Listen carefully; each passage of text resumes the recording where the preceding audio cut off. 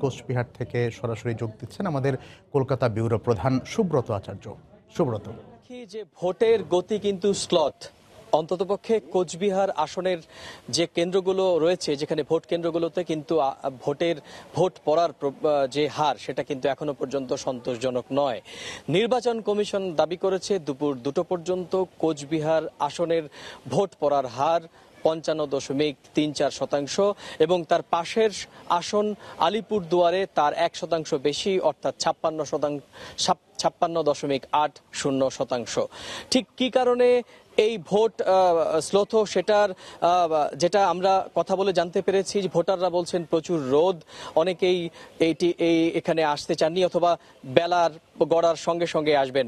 যদিও আর ভোটের বাকি আনুষ্ঠানিকভাবে আমরা যেটা জানতে পেরেছি 5টা পর্যন্ত, কিন্তু আমরা কোনো জায়গা থেকে খবর পাচ্ছি যে ভোটের সময় আরও 1 ঘন্টা বাড়ানো হয়েছে।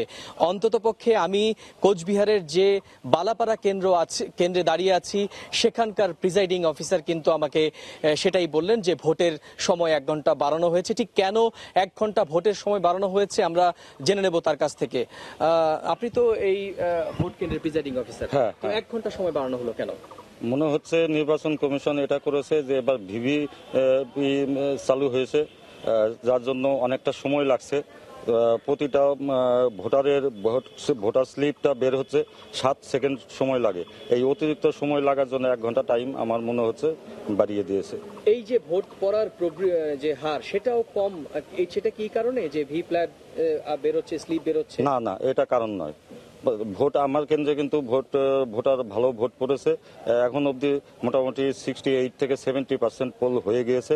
6টা পর্যন্ত পোল চলবে, মনে হচ্ছে 80% পোল হয়ে যাবে। আপনি কি শান্তিপূর্ণ ভোট বলে এখন পর্যন্ত কি মনে হয়েছে এই পর্যন্ত ভোট দেখে? খুব পিসফুল এবার নির্বাচন আমি দেখতে পেলাম অনেকদিন পর। এটা আমি আমার জনসাধারণের কাছে সুখবর। এই এলাকার লোককে ধন্যবাদ যে এ ধরনের ভোট হবে বলে আমি আশা করিনি। আমরা খুব নির্ভয়ে ভোট নিয়ে গেলাম। তো কবির, উনি যেটা বলছিলেন যে নির্ভয়ে ভোটাররা কিন্তু তাদের গণতান্ত্রিক অধিকার প্রয়োগ করেছেন এবং ভোট পড়ার হার খানিকটা কম হলেও এখনো পর্যন্ত এটাই সুখের খবর।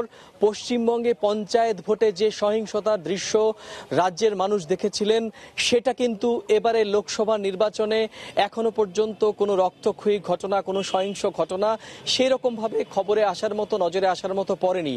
যদিও রাজ্যের প্রধান শাসক দল তৃণমূল কংগ্রেস দাবি করেছে ইভিএমে কারচুপি হয়েছে এবং একইভাবে রাজ্যের প্রধান বিরোধী দল অন্ততপক্ষে কোচবিহারের বিজেপির প্রার্থী নিশীথ প্রামাণিক পরিষ্কার এখানকার জেলা শাসককে কিন্তু অভিযোগের কাঠগড়ায় দাঁত তুলেছেন। তিনি বলেছেন যে ইভিএম এর মাধ্যমে কারচুপি হচ্ছে এবং সেটা কোচবিহারের জেলা শাসকের নেতৃত্বেই হচ্ছে। পরস্পরের বিরুদ্ধে যখন এই অভিযোগ পাল্টা অভিযোগ চলছে, সাধারণ ভোটাররা কিন্তু এখনো পর্যন্ত স্বতঃস্ফূর্ত। তারা কিন্তু সকালবেলা ভোট শুরু 7টার আগে থেকে অনেক কেন্দ্রে ভোর 5টা থেকে লাইনে এসে দাঁড়িয়েছেন। আমরা দেখেছি প্রত্যেকটা বুথে কিন্তু যেমন দাঁড়িয়েছিলেন নারী ভোটাররা, ঠিক একই রকমভাবে দাঁড়িয়েছিলেন পুরুষ ভোটাররা এবং ভোট পড়ার যে ভোটে লাইনে দাঁড়ানোর যে প্রবণতা, যে দৃশ্য আমরা ভোট কেন্দ্রগুলোতে দেখেছি, সেখানে কিন্তু প্রায় নারী এবং পুরুষ প্রায় সমান।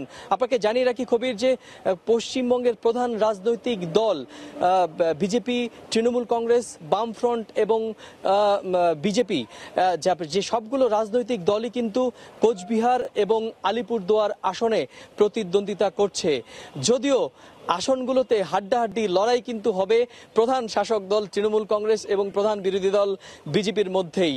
তো হাড্ডাহাড্ডি লড়াই আজকে এই দুই আসনের ভোটাররা যে প্রার্থীদের ভাগ্য নির্ধারণ করলেন, সেটি কিন্তু আসলে আমরা জানতে পারবো আগামী 23শে মে যখন ভোটের ফলাফল গণনা হবে। তো কবির, এই ছিল আমার কাছে পশ্চিমবঙ্গের কোচবিহার আসনের ভোটের সর্বশেষ। ভারতের লোকসভা নির্বাচনের খবর জানাচ্ছিলেন সুব্রত আচার্য।